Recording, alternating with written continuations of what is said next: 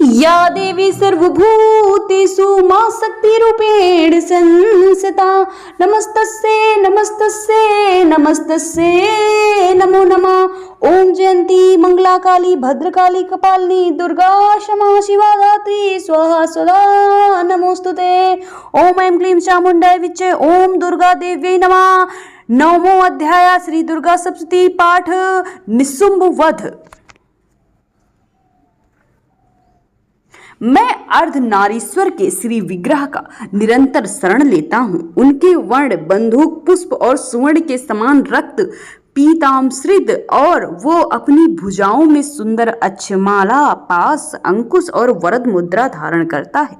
अर्धचंद उसका आभूषण है तथा 3 नेत्रों से सुशोभित है। राजा कहते हैं, भगवान आपके रक्तबीज वध से संबंध रखने वाली देवी चरित्र का ये अद्भुत महात्म्य आपने जो मुझे बतलाया है, अब रक्त बीज के मारे जाने पर अत्यंत क्रोध में भरे हुए शुंभ और निशुंभ ने जो कर्म किया उसे भी सुनना चाहता हूँ। ऋषि कहते हैं, राजन, युद्ध में रक्त बीज तथा अन्य दैत्यों के मारे जाने पर शुंभ और निशुंभ क्रोध की सीमा पार कर चुके थे। अपनी विशाल सेना से इस प्रकार मारा जाता देख निशुंभ आमर्ष में भरकर देवी की ओर दौड़ा। उसके साथ असुरों की प्रधान सेना थी। उसके आगे पीछे पार्श्व भाग में बड़े बड़े असुर थे जो क्रोध से ओठ चबाते हुए देवी को मार डालने के लिए आए थे। महापराक्रमी शुंभ भी अपनी सेना के साथ मत गणों से युक्त करके क्रोध वाले चंडिका को मारने के लिए आ पहुंचा। तब देवी के साथ शुंभ और निशुंभ का घोर संग्राम छिड़ गया। उन दोनों दैत्य मेघ की भांति बाणों की भयंकर वृष्टि करने प्रयास करने लगे। उन दोनों के चलाए हुए बाणों को चंडिका ने अपने बाणों के समूह से तुरंत काट डाला और शस्त्र समूहों की वर्षा करके उन दोनों दैत्यपतियों के अंगों में चोट पहुंचाई। निशुंभ की तीखी तलवार और चमकती हुई ढाल देखकर देवी के श्रेष्ठ वाहन सिंह के मस्तक पर प्रहार किया। उसके बाद वाहन को चोट पाया देख देवी ने क्षुरप्र नामक बाण से निशुंभ की श्रेष्ठ तलवार तुरंत काट डाली और उसके ढाल को भी, जिसमें 8 चांद जड़े थे, खंड खंड कर डाला। ढाल और तलवार के कट जाने पर उस असुर शक्ति ने आगे चक्र चलाने की कोशिश की। उसके चक्र के भी सैकड़ों टुकड़े देवी ने कर दिए। अब तो निशुंभ क्रोध से जल उठा और उस दानव ने देवी को मारने के लिए शूल उठाया, किंतु देवी के समीप आने पर उसे मुक्के से मारकर देवी ने चूर्ण बना दिया। तब उसने गदा घुमाकर चंडी के ऊपर चलाया, परंतु वो भी देवी के त्रिशूल से कटकर भस्म हो गई। तदंतर दैत्यराज निशुंभ ने फरसे को हाथ में ले लिया। देवी ने बाण समूहों से घायल कर उसे धरती पे ही सुला दिया। उस भयंकर पराक्रमी भाई निशुंभ के धराशायी हो जाने पर शुंभ को बड़ा क्रोध हुआ और अंबिका का वध करने के लिए वो आगे बढ़ा। रथ पर बैठे बैठे ही उत्तम आयुधों से सुशोभित अपनी बड़ी बड़ी 8 अनुपम भुजाओं से समूचे आकाश को ढककर वो अद्भुत शोभा पाने लगा।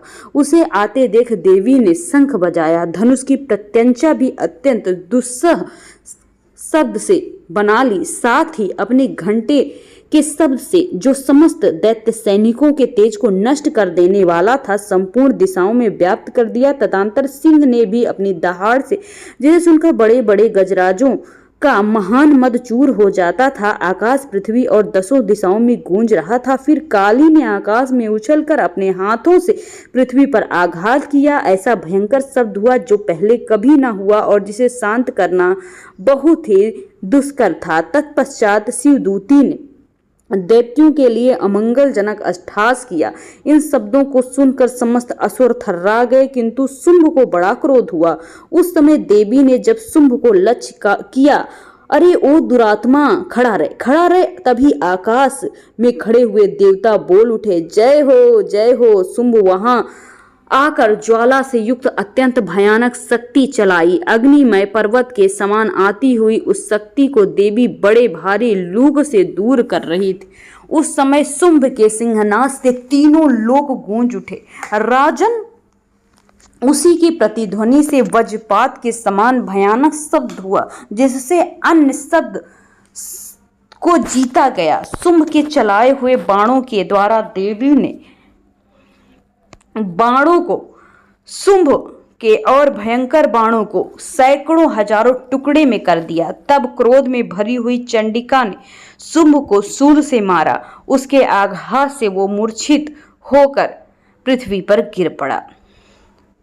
इतने में निशुंभ को चेतना हुई और उसने धनुष हाथ में लेकर बाणों द्वारा देवी काली तथा सिंह को घायल कर दिया। फिर उस दैत्यराज ने 10,000 बाहें बनाकर चक्रों के द्वारा प्रहार कर दिया, चंडिका को आच्छादित कर दिया। तब दुर्गम पीड़ा का नाश करने वाली देवी दुर्गा ने कुपित होकर अपने बाणों से उसके चक्रों को काट डाला। ये देख निशुंभ दैत्य सेना तथा चंडिका का वध करने के लिए हाथ में गदा लिए निशुंभ दौड़ पड़ा। उसके आते ही चंडिका ने तीखे धार वाली तलवार से उसकी गदा को काट दिया। तब उसने शूल हाथ में ले लिया। देवताओं को पीड़ा देने वाले निशुंभ को शूल हाथ में देखकर चंडिका अपने वेग से उसके शूल को भी विदीर्ण कर देती हैं। शूल से विदीर्ण होने पर उसके छाती से एक दूसरा महाबली, परम महाबलशाली, महापराक्रमी पुरुष खड़ी रहे कहकर निकला।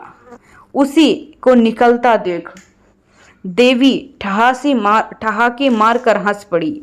खड्ग उन्होंने उसके मस्तक को काटने में इस्तेमाल किया। फिर तो वो पृथ्वी पर गिर पड़ा। तदंतर सिंह अपनी दाढ़ों से असुरों की गर्दन कुचल कर खाने लगा। तत्पश्चात भयंकर दृश्य देखने लायक था। उस समय उधर काली तथा शिवदूती भी अन्याय दैत्यों का भक्षण करने लगी। कौमारी की शक्ति से विदीर्ण होकर कितने ही महादैत्य नष्ट हो गए। ब्रह्माणी के मनपूत जल से निस्तेज होकर कितने ही भाग खड़े हुए। कितने ही दैत्य महेश्वरी के त्रिशूल से छिन्न भिन्न होकर धराशायी हो गए। वाराही के थूथुन से आघात से कितनों ने पृथ्वी पर मिट्टी चाट ली। वैष्णवी ने भी अपनी चक्र से दानों के टुकड़े टुकड़े कर डाले। इंद्र के हाथ से छूटे हुए वज्र से कितने बाण अपने जान से हाथ धो बैठे। कुछ असुर नष्ट हो गए उस महायुद्ध में, कुछ तो भाग गए तथा कितने ही काली शिवदूती तथा सिंह के ग्रास बन गए। इस प्रकार श्री मार्कंडेय पुराण में सावर्णिक मनवंतर की कथा के अंतर्गत श्री देवी महात्म्य में निशुंभ वध नामक 9वां अध्याय भी पूरा हुआ। 10वां अध्याय शुंभ वध में मस्तक पर अर्धचंद्र धारण करने वाली शिव शक्ति स्वरूपा भगवती कामेश्वरी का हृदय में चिंतन करता हूँ। वे तपाए हुए स्वर्ण के समान सुंदर हैं।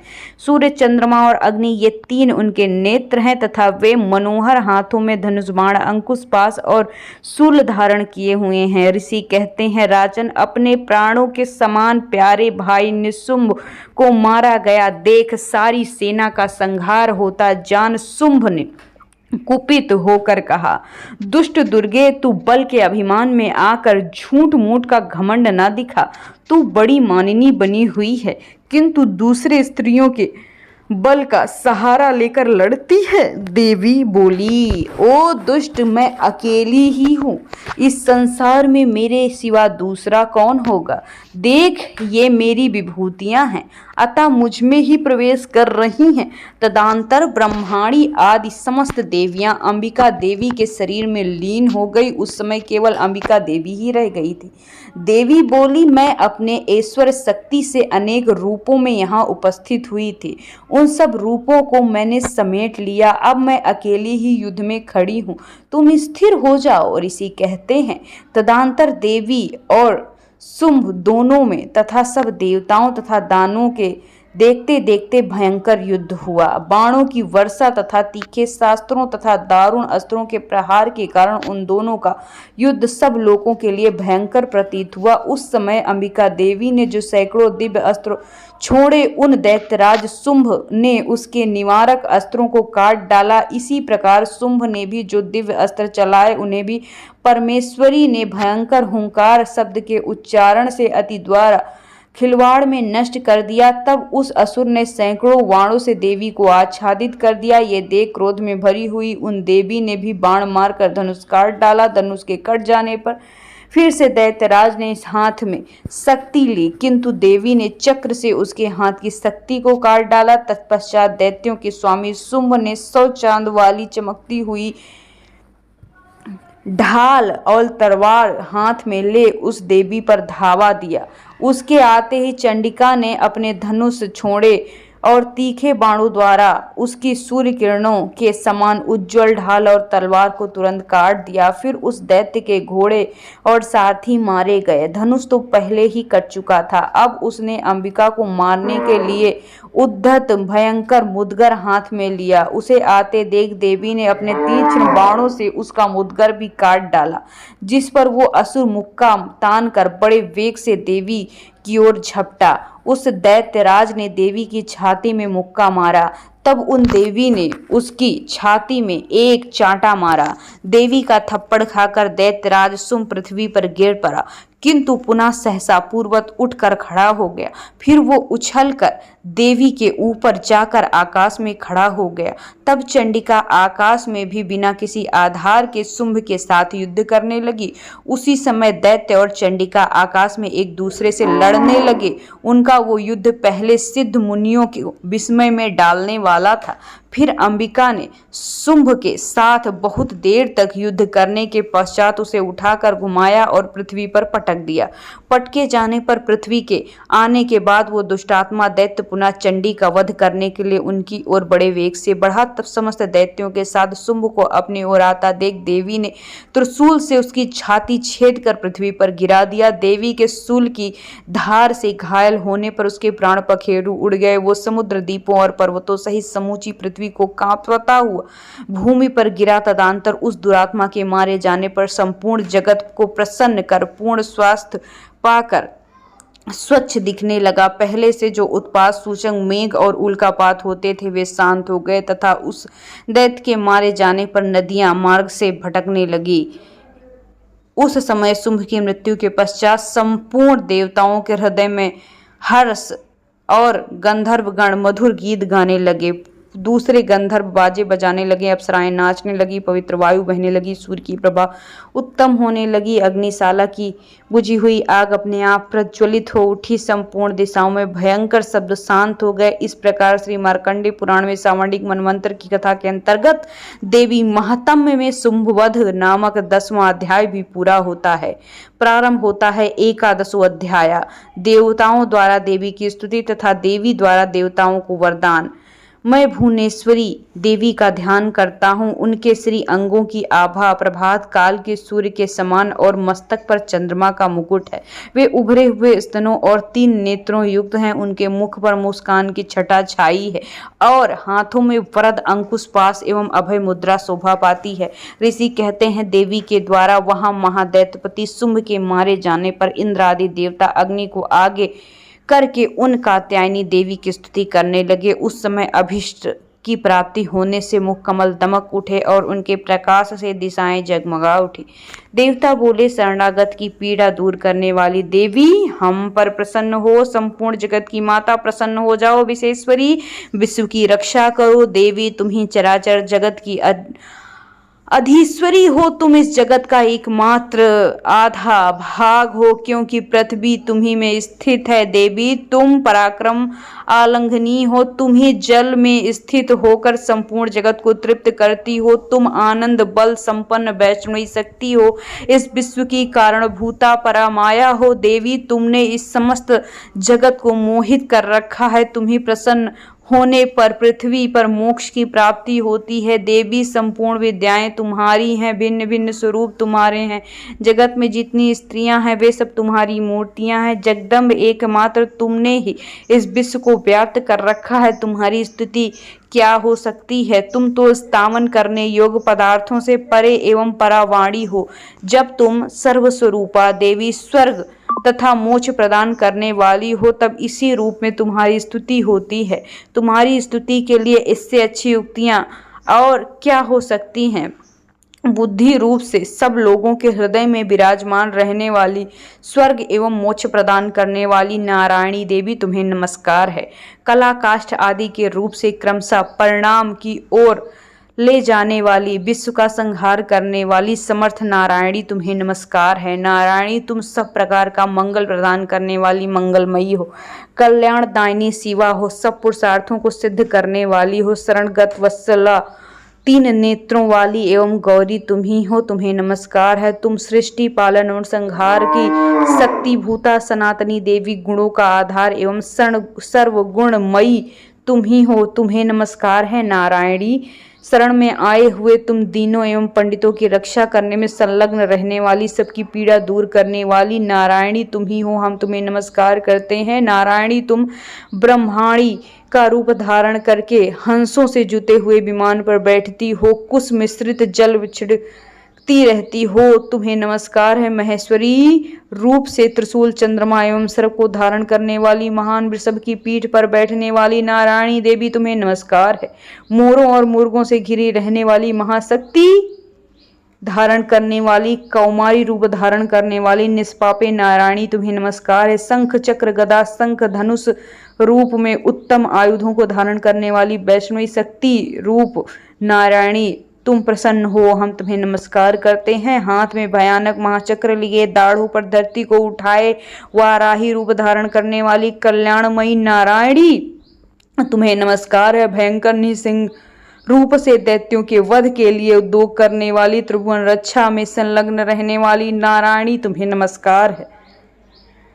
मस्तक पर किरीट, हाथ में महावज्र धारण करने वाली, सहस्त्र नेत्रों के कारण उद्दीप्त दिखाई देने वाली, वित्तासुर के प्राणों का अपहरण करने वाली इंद्र शक्ति रूप नारायणी तुम्हें नमस्कार है। शिवदूती रूप से दैत्यों की महती सेना का संहार करने वाली, भयानक रूप धारण करने तथा विजय गर्जना करने वाली नारायणी तुम्हें नमस्कार है। दाढ़ों के कारण विकराल मुख वाली, मुंडमाला से विभूषित मुंड मर्दनी चंड मुंड रूपा नारायणी तुम्हें नमस्कार है। लक्ष्मी, लज्जा, महाविद्या, श्रद्धा, पुष्टि, स्वधा, ध्रुवा, महारात्रि तथा महा अविद्या रूपा नारायणी तुम्हें नमस्कार है। मेधा, सरस्वती, वरा, भूति, बाभ्रवी यानी भूरे रंग की माता पार्वती, तामसी, महाकाली तथा नियता, संयम परायणा तथा ईसा सबकी अधीश्वरी रूपिणी तुम्हें नमस्कार है।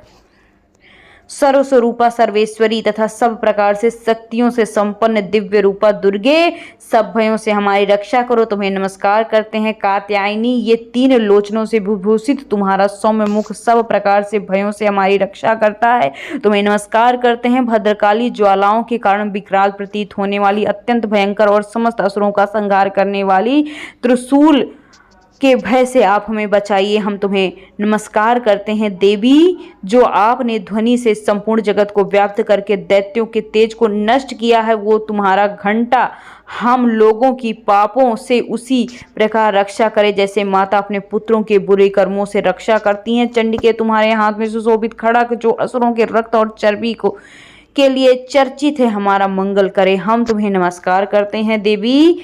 देवी, तुम प्रसन्न होकर सब रोगों से नष्ट कर देने वाली और कुपित होने पर मनवांछित सभी मनोकामनाओं का नाश कर देने वाली, जो लोग तुम्हारी शरण में जाते हैं उन पर विपत्ति तो आती ही नहीं, तुम्हारी शरण में गए मनुष्य दूसरों को शरण देने वाले हो जाते हैं। देवी अंबिके, तुमने अपने स्वरूप में अनेक भागों में विभक्त करने के कारण नाना प्रकार के रूपों से जो इस समय धर्मद्रोही महादैत्यों का संहार किया है, वो सब दूसरा कोई नहीं कर सकता। महाविद्याओं में ज्ञान से प्रकाशित करने वाले, शास्त्रों में अथवा आदि वाक्यों में मैं तुम्हारे सिवा किसका वर्णन करूँगा, तथा तुमको छोड़कर दूसरी कोई शक्ति संसार में नहीं है, जो इस विश्व को अज्ञानमय घोर अंधकार से परिपूर्ण समता रूपी गड्ढे से निकालकर बाहर फेंक दे। वह जहाँ राक्षस, भयंकर विष वाले सर्प, जहाँ शत्रु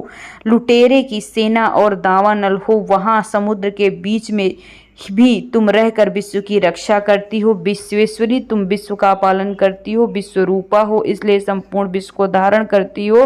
तुम भगवान विश्वनाथ की वंदनीय हो। जो लोग तुम्हें भक्ति भाव पूर्वक पूजते हैं, वे संपूर्ण विश्व को प्राप्त कर लेते हैं। देवी प्रसन्न हो, जैसे आप असुरों का वध करके शीघ्र ही हमारी रक्षा के लिए उपस्थित हो जाती हो, उसी प्रकार सदैव हमारे असुरों के भय से हमें बचाओ। संपूर्ण जगत के पाप को नष्ट करो। उत्पात एवं पापों के फल स्वरूप प्राप्त होने वाली महामारी आदि बड़े बड़े उपद्रवों को शीघ्र ही दूर करो। विश्व की पीड़ा दूर करने वाली देवी, हम तुम्हारे चरणों पर पड़े हैं, हम पर प्रसन्न हो जाओ। त्रिलोक निवासिनी पूजनीवा परमेश्वरी, सब लोगों को वरदान दो। देवी बोली, देवताओं मैं वर देने को तैयार हूँ। तुम्हारे मन में जिसकी इच्छा हो वो वर मांगो। संसार के लिए उस उपासक वर को मैं अवश्य दूंगा। देवता बोले, सर्वेश्वरी तुम इसी प्रकार तीनों लोकों की समस्त बाधाओं को शांत करो और हमारे शत्रुओं का नाश करो। देवी बोली, देवताओं वैव स्वस्थ मनवंतर के 28वें युग में शुंभ और निशुंभ नाम के 2 अन्य महादैत्य उत्पन्न होंगे। तब मैं नंदगोप के घर में उनकी पत्नी यशोदा के गर्भ से अवतीर्ण होकर विंध्याचल में जाकर रहूंगी और उक्त दोनों असुरों का नाश कर दूंगी। फिर अत्यंत भयंकर रूप से पृथ्वी पर अवतार लेकर वै प्रचित नाम वाले दानों का वध करूंगी। उन भयंकर महादैत्यों को भक्षण करते समय मेरे दांत अनार के फूल की भांति लाल होंगे। तब स्वर्ग में देवता, मृत्युलोक में मनुष्य मेरी स्तुति करके मुझे रक्त दंतिका कहेंगे। फिर जब पृथ्वी 100 वर्षों के लिए वर्षा रुक जाएगी, पानी का अभाव होगा, उस समय मुनियों के स्तवन करने पर मैं पृथ्वी पर अयोनिजा रूप में प्रकट हो जाऊंगी और 100 नेत्र से मुनियों को देखूंगी। उस समय मनुष्य मुझे शताक्षी नाम से कीर्तन करेंगे। देवताओं, उस समय मैं अपने शरीर से उत्पन्न शाकों द्वारा समस्त संसार का भरण पोषण करूंगी। जब 100 वर्ष तक वर्षा नहीं होगी तब वे शाक से ही सबके प्राणों की रक्षा होगी।